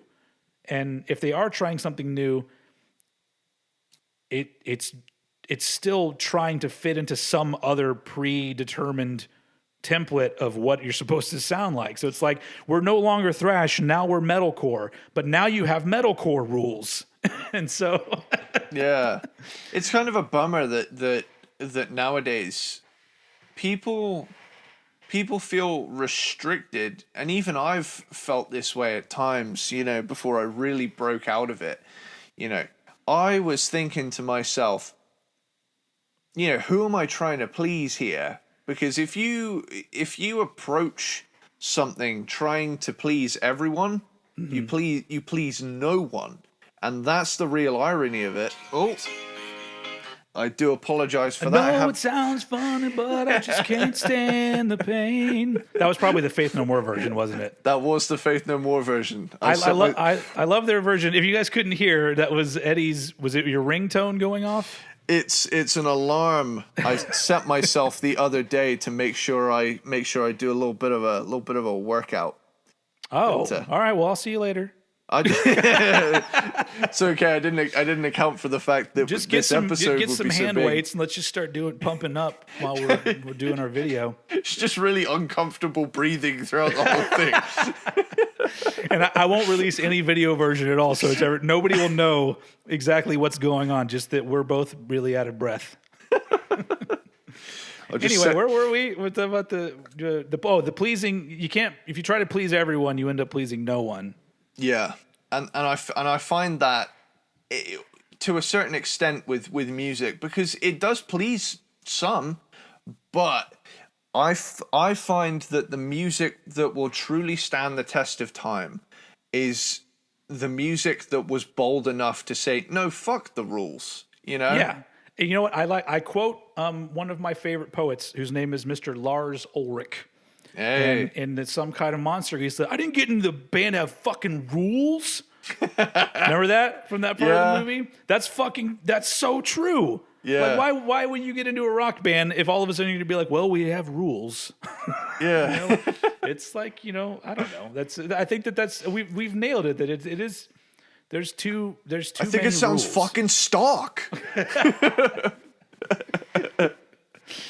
Oh god, we'll get to Metallica eventually for sure. Hell yeah. But now we're still on Megadeth though. Let's not. I don't want to get in the way. So yeah, so that was my number 10, United Abominations, which, like I said, it's my favorite Megadeth album of this millennium so far. Maybe the next one they put out will change that for me. I don't know. I'm open. I am open because I am a Megadeth fan to see what they have in store. But let's move on to wrap it up with both of our number 9s, starting with Mr. Edward Sparxx.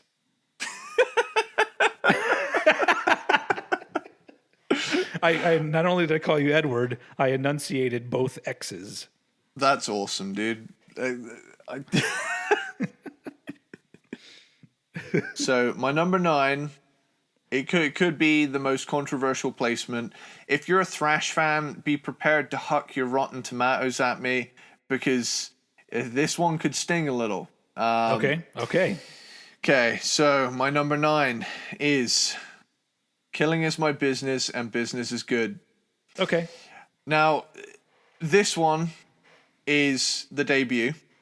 Mm-hmm. And we're now in the zone of the 9 albums I utterly adore.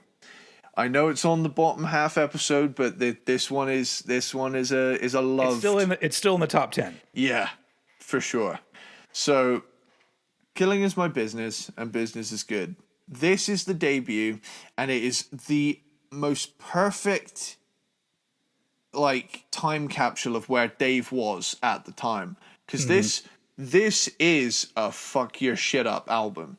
Because you can tell right out of the gate he was driving at outdoing Metallica in every possible way. Yeah. Like he was thinking, right, speed, technicality, heaviness, ferocity, and production, not so much. but in a way though, I feel like that also kind of aids it, because it's like I'm gonna have it rougher around the edges too. So I don't think that was a choice, but I do like that aspect of this album. I don't want to hear any remasters. I haven't really talked shit too much about remasters, but I'll get there eventually. But even though the most recent remaster of this album is pretty good, I still love the original. I love the rawness of it all. We talked about the album cover. I love the original album cover because it looks scarier than anything else that was coming out at the time, because it just looks creepy in a low budget kind of way. Yeah, like Last Rites, Loved to Death is one of the most ferociously vengeful songs of all time.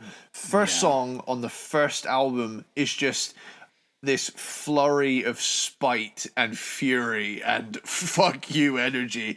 And as is everything else here, but you can really hear the anger driving the music forward because Dave is pissed. And that fucking opening snarl is one of the most frightening vocal takes ever put to tape. Like that. Yeah. Wow! And then the follow up, the whoa, I couldn't even do it because whoa, it's hard to do. It's such a throaty scream as well. It hurts. It's like I said to my friend the other day at work. He said, "Is there a voice that you can do that you can only do once and it fucks your voice up for the rest of the day?" And I said, "Yeah, it's Macho Man Randy Savage, and I can get one."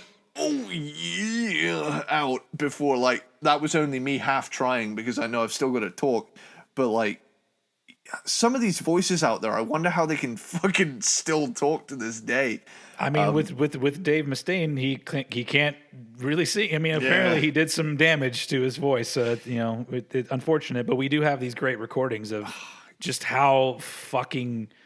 It's just full on attitude, just coming out of his voice all the time. For sure, Killing Is My Business and Business Is Good carries on the real snarling rage, Skull Beneath the Skin. By track 3, you know that this record is not going to let up throughout. It has one job, rip your face off and force feed it to you. You know, Rattlehead is their answer to Metallica's Whiplash, and it's unrelenting. I say that because it's fast, it's tremolo picked, it's up tempo, and they also mention the band's name in it. Yeah, it's thrash and a Megadeth, which I think is like didn't like all thrash bands have like one fourth wall break song? Like, I mean, a lot of them did, but I mean, yeah, it's cool. Metallica is easily the most notable because they refer to themselves. You know, it's in the most, you know, in your face kind of way. Like, it's, you know, it's not even hidden in anything. It's just we're Metallica, you know. Yeah. Oh man, like Chosen Ones has some killer riffage. Looking Down the Cross, it's another killer thrasher. Mechanics is what the Four Horsemen. Oh, you skip. Oh, yeah, okay. I see what's happening here. Because like I'm still thinking of this album in the way that I know it, and I'm all like, dude, you skipped these boots. I'm getting which I love that cover on this album. I think that makes the original album amazing. Now, here's my controversial take from this whole thing. Okay. I heard the remaster first. Mm-hmm. I find the These Boots cover with the censor beep fucking hilarious. And I'm just going to put it out there. I actually prefer that version because I can kind of make up whatever cartoon levels of profanity he's coming up with under that beep. It's like, you keep saying you got something for me, something you call love, but I go beep. You get beep. It's like one of the early South Park episodes where like Cartman would have to be censored, but he would be on an absolute tirade. Like, yeah. But yeah, Killing Is My Business and Business Is Good is a fucking awesome album. But the jump in quality from this one to the next 8, in my opinion, is pretty high. So yeah.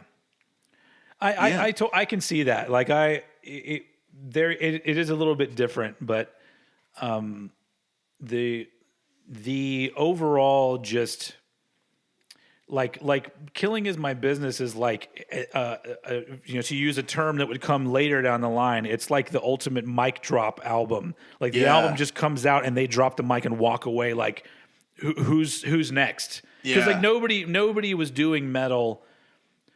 Like there were other bands doing fast metal, and there were other bands that were you know, virtuosic in their riffing and playing, but none that I remember had put it together like that. Yeah, where it's just, I can't imagine. I've never tried to learn songs off of this album, but I know I wouldn't be able to play it, nor would I be able to figure out what's going on most of the time. I'd probably be like, I think that's what they're doing. I don't know. I've never ever been able to wrap my head around the verse riff in Love to Death. Like, it's just got a weird time signature aside from everything else. Yeah. But madness. But I could see comparing it to some other stuff how they did get better. Yeah. But that's not my number 9. My number 9, I'm actually mine is going to half up the Megadeth story very nicely. Normally, I think an album like this would come much lower on a list for me, but. It had to go here. Like this was what I was talking about. I told you I made a bold choice where I was real iffy on where I wanted everything to go. As I was listening to things, I was like, do I want to rank this here? Do I want to put this here? Yeah. And then all of a sudden I used this album and I put it right smack in the middle and I went, this feels good. My number 9 is Hidden Treasures, the album of B-sides. That's my number 9. That's fair. It makes it feels right to me because all of the songs on Hidden Treasures are from the 90s, and I just feel like they were a better band back then. And so even though it is a compilation and not an actual album, so originally on my old school ranking that I did a year ago, I didn't include this because it's not a legit album. It's just a collection of songs. But since we included it on here, I had to put it here because I don't think all the songs are amazing, but 4 of them are. Yeah. Breakpoint, Go to Hell, Angry Again, 99 Ways to Die. Those 4 songs are so fucking good. Yeah. They should have been on albums. But, Breakpoint was in Super Mario Brothers, the soundtrack. I don't even know if it was actually in the movie. I think it was just on the soundtrack. Go to Hell, obviously, it was in Bill and Ted's Bogus Journey. Angry Again was in the Last Action Hero soundtrack. And then 99 Ways to Die was in the Beavis and Butthead Experience. Yeah. Which, that's actually a pretty good comp, the Beavis and Butthead Experience. It's got I've some heard good that. shit on it. But this had to go here at my number 1 of the first half, just because it just reminds me of how great Megadeth were in the early 90s. Yeah. Like, as much as I love Rust in Peace, like, you'll hear me talk a lot about how amazing Rust in Peace is, and on my YouTube channel I've talked about it a lot. It's one of my favorite albums ever made. But the band as a whole in the early 90s were fucking nailing everything they did, in my opinion. Like, not just albums, but they would just throw a song on a soundtrack, and it's one of the best songs on the soundtrack. And so I like that it throws these all together. If I remember right, originally Hidden Treasures wasn't a standalone release. It actually was an extra CD that came along with Euthanasia originally. It wasn't its own thing at first. Wow. You would buy Euthanasia. I think it may have been a European version or something, but I actually used to have the CD that had Hidden Treasures, and it has a different cover art and everything. That's for cool, the Hidden Treasures dude. part. But and then of course the end of it, the last few songs, the Paranoid cover, I just get bored with hearing Black Sabbath covers. Same thing with Problems. I get bored with hearing Sex Pistols covers, although I like both of those bands a lot. And then the song Diadems, is that even how you pronounce it? I like that track. I just don't think it's as strong as the 4 previous ones. And same thing with No More Mr. Nice Guy. It's a fun cover from the movie Shocker. But those the 4 tracks I mentioned previously, that's why this thing goes up to the top of my first half, because I love all 4 of those songs.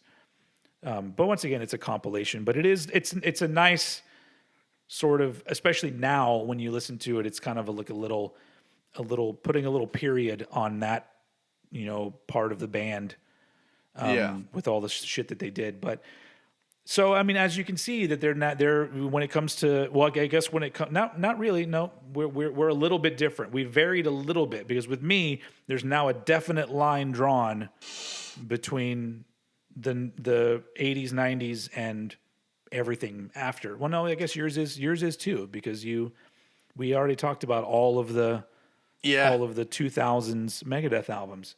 So clearly, we both agree that earlier Megadeth is better Megadeth, which I don't think that's a controversial statement at all. I know there are people that really like the newer stuff that they do, and like we've said, a lot of their newer stuff is really good.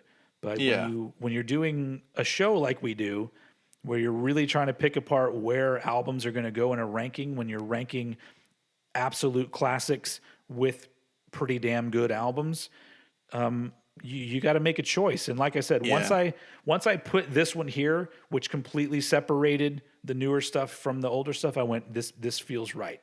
Now I'm still not 100% on what my ranking is going to be for the next episode, because that's hard. Yeah. And even now, like some of the rankings that we've already done and the ones that I did in the past, I'll go back and look at them and go, yep, I still feel the same. But this one is not one of those. Yeah. Megadeth is an interesting band, because some albums feel and sound different depending on what's kind of what you've been listening to, what's going on in your life, what has happened. Like, you feel differently about music as it goes on. And Megadeth have especially in the 80s and 90s, all of their stuff it's an interesting listen, because it does have qualities that some stand out immediately, some don't show up until multiple listens later. And then some are ones that, as you become familiar with their music, those are the things that you start to really love about their stuff. Yeah. So next episode will be, there will be shit talking in the next episode, but it will not be because of original versions of the albums. It will be because of the remasters, and I won't say anything now, but it's gonna happen. I can't talk about the old school Megadeth albums without ranting about the remastered versions. But that we'll save that for next time, because this time I like that we've wrapped this up this way, where we literally drew a line, boop, and now we're gonna move into what I consider pretty goddamn classic territory with Megadeth. You have anything to add before we wrap it up? No, not really. I think we've really covered it on this one. I think there's a clear consensus here that you and I both agree that there's a pretty clear dividing line split right down the middle of the discography at this point. Mm-hmm. Yeah. Yeah. And I'll talk more about it in the next episode, but there's a big reason for that. We've touched on it a little bit here, but yeah. But I do feel that I feel like we were respectful, especially because Megadeth is one of your favorite bands. Obviously, we're giving them the respect that they deserve as one of the best metal bands ever. Well, that's the thing. We never said that there was a stinker album. Yeah, it's all just varying degrees of good leading up to pretty fucking perfect. So some would agree that there is a stinker, and we didn't talk about it today. So that's clearly we don't fun. feel the same way. Yeah. So yeah. All right. Well, let's wrap it up. I think we've already fully passed the 2-hour mark on this episode. Yeah. I know some of you like the longer form discussions, and I have a feeling that the next episode, the second half of Megadeth, will also be pretty lengthy. Yeah. But yeah, once again, peanut butter platypus to all of you who are still listening to this all the way through. And yeah, I always have to thank everybody, because it's amazing that we have an audience out there. Yeah, and, means a lot to us. Yeah, a lot of you are a majority of you are incredibly cool about everything, and you're a lot of you are clearly people that just love music as we do. Some of you are kind of dicks, but you just have to deal with that. All walks of life have them. But most of you are pretty classy. And so that's the end of episode 1 of our 2-parter Megadeth discography ranking. I hope you enjoyed it. If you're watching this on YouTube on the Old Head channel, go ahead and put some comments about how you feel.